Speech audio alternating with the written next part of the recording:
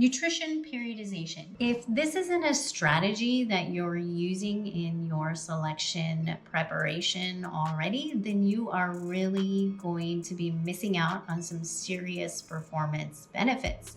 Nutrition periodization is one of the cornerstones that we teach athletes to use in order to enhance their programming and get better results from their training. In part 3 of our Nutrition for Selection series, we are going to go over a brief overview of how to structure your guided nutrition plan in order to help make you more successful during selection. I'm Susan Lopez, Tactical Dietitian, and this is the Tactical Nutrition and Performance Podcast, where we help tactical athletes bridge the gap between nutrition, metabolism, supplements, sleep, stress, and training so that they can perform better and live longer.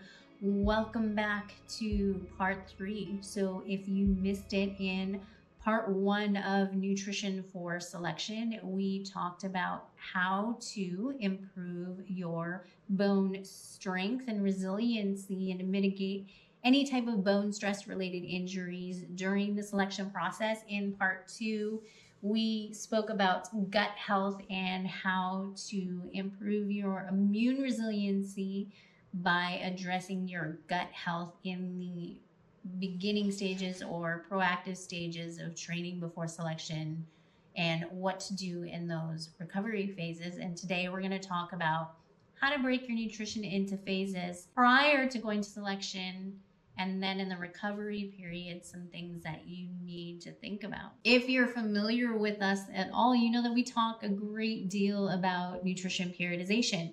And for those of you who aren't sure what it is, nutrition periodization is really just a fancy way of saying I need to align my nutrition needs, my intake, and some other lifestyle factors to coincide with my training program, the volume that I'm doing within my training program, and to make sure that I'm hitting the goals that my training program is geared towards. And so what I really see oftentimes is a misalignment between somebody's nutrition and their training program. A really good example of this is if somebody is potentially trying to do a hypertrophy program, but their calories are really being mismanaged and they tend to be under eating or eating closer to maintenance versus in a surplus. Or if somebody is in a strength phase and they're taking in too many calories, and this is not necessarily a bad thing, but it could be contributing to maybe some body composition issues and therefore performance issues, or if we're, really focusing on endurance and speed, and there's just really a misalignment as to nutrient intake, nutrient timing, fueling strategies, etc. And so we always want to make sure that we're teaching our athletes to really be aligned in both of those aspects. Specifically for selection, we want to think about when we are going to be taking on that challenge, and we sort of want to plan backwards and then forwards after that. There's going to be 4 specific phases that I'll talk about leading up to selection, and those phases are going to be your base phase, your specific phase, which also coincides with your train up phase, and then your taper phase, and then we'll talk about the recovery afterwards. This is simply how I do it with my athletes. And one of the reasons that I like the periodization and breaking things down into training cycles or phases is because many times what will happen with athletes also is that they'll start a training program and they're not really sure what they're doing afterwards. And so this leads to a lot of time wasted and a lot of confusion around what the next step is. And so when we're working again with our athletes and we're doing the nutrition periodization, we like to plan out at least 6 to 12 months at a time. For selection, we're typically going to start off in a base phase. Now, the base phase is where we're looking at, okay, where are you physically and where are you with your fitness levels? So this phase should be undertaken as early as possible prior to going off to training. This is where we're going to be thinking about, is your body composition where it needs to be? Do we need to start adding some lean muscle to your frame? Do you maybe need to come down a little bit in terms of body fat? What does your health look like? Have we tested your vitamin D levels and your other micronutrient levels to make sure that you're getting sufficient micronutrients in, because this is going to help support your immune system and your bone health, just like we talked about in part one and part two. It's going to help with understanding how we supplement in preparation for your next phases. Many people will sometimes make the mistake of trying to change their weight too close to when they're leaving for a selection, thinking that maybe having an extra amount of body fat on you is going to be protective. While it can be, if you're doing that late in the game, early in the game, such as in the base phase, then you're going to be missing out on a couple of things. One, your weight affects your VO2. And when we're looking at overall fitness levels, usually we're going to quantify that sometimes with VO2 max. And as your weight increases, your VO2 is automatically going down. So if you're going into a selection process and the very first week is going to be physical testing, but you decided it would be a good idea to add 10 pounds to your frame in that 30 days prior to stepping off, you're really going to be sucking during that first week of physical assessments, because you haven't allowed yourself adequate time to train up at that weight or that new weight.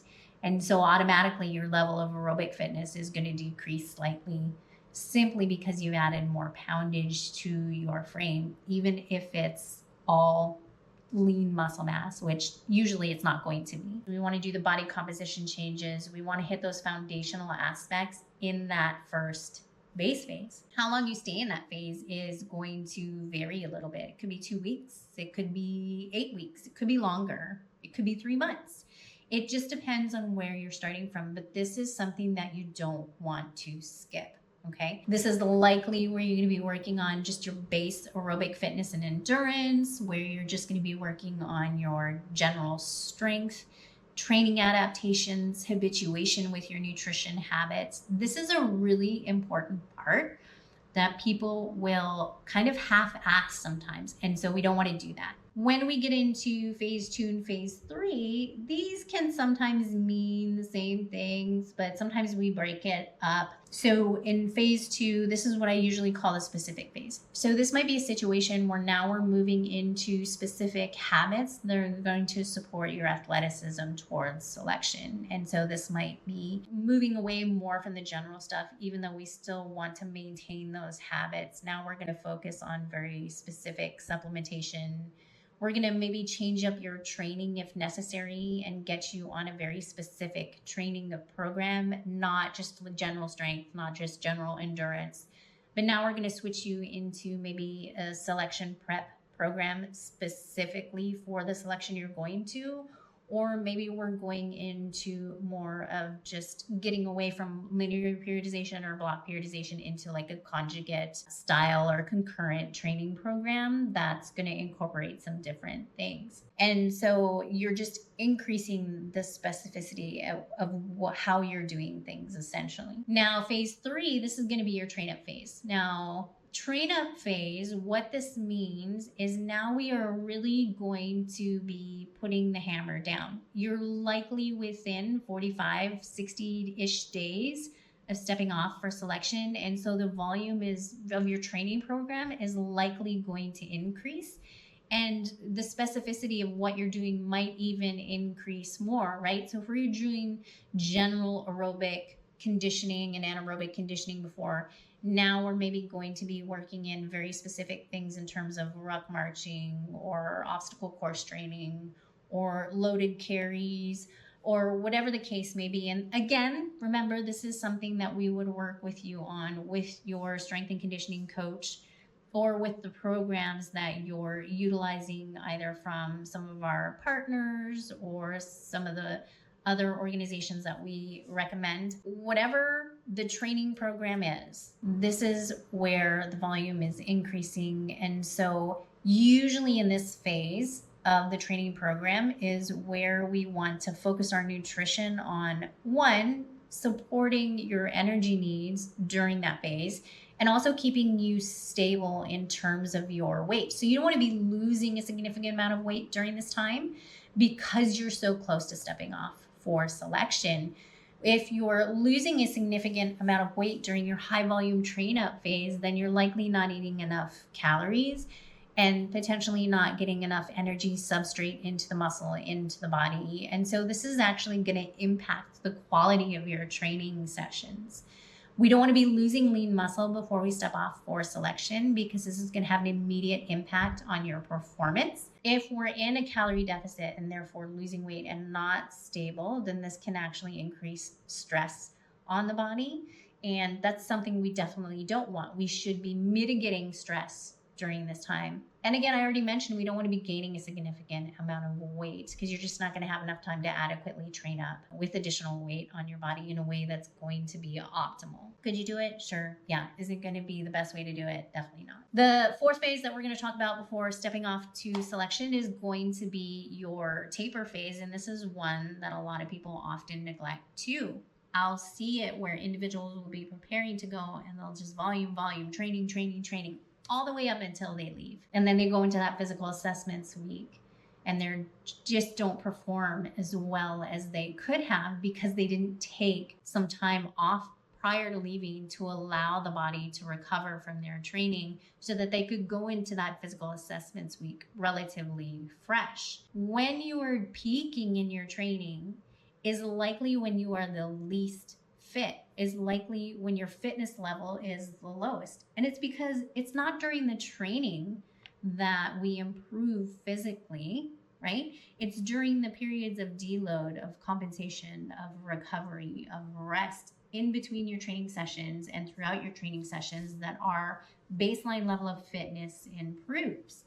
And so if you're not taking that week prior to stepping off to selection to decrease your volume and really focus on your nutrition, really focus on getting adequate rest, really getting hydrated, and even working on acclimation, not only during that week prior to leaving, but maybe even before in our train up phase, then you're potentially setting yourself up for a disappointing first week of physical assessments and selection. And we definitely don't want to do that. So during the taper, you want to make sure that your training program is including a pretty hefty deload period. I usually recommend at least a week, and you're going to only want to be doing about 50% of the volume that you normally do. And we're going to focus on those other things that are going to prepare you. So we go into selection, right? We do the thing, and then we come out of selection. You always want to think about your recovery phase. When we're thinking about the recovery phase, this is typically going to be characterized by several weeks of just low volume work, sleep, adequate calorie intake, restoration of lean muscle mass, making sure that we're getting back into our system the different micronutrients that we need, making sure that we're getting our bowel habits back on track. We want to see our appetite come back if we've been in a longer selection process. Appetite suppression is not uncommon. These are things that we talked about briefly, again, in part 1 and part 2. So if you haven't listened to them, make sure you go back and check those out. And if you're interested in learning more about the periodization process, you can always head over to @Tactical Dietitian on Instagram and check out everything we have over there. We have a lot of resources on our website, tacticaldietitian.com. And if you're interested in getting involved in our coaching program, you can find that information there as well. When we work with you on a coaching basis, what we're going to be doing is helping you set up your periodized nutrition schedule, helping you go through the ins and outs of what you need to do in order to set yourself up for success. We're going to plan out the next 6 to 12 months for you in terms of training and nutrition, and you're going to have the support that you need to feel like you're being successful as you prepare. So if you're interested in joining our coaching team, make sure you check out the links below so that you can get your program together. It's what we do. Thanks for joining us. Make sure you check out part 1 and part 2. If you liked this series, make sure you hit that like button, you subscribe to us, and you share it with all of your friends, and we'll see you next time.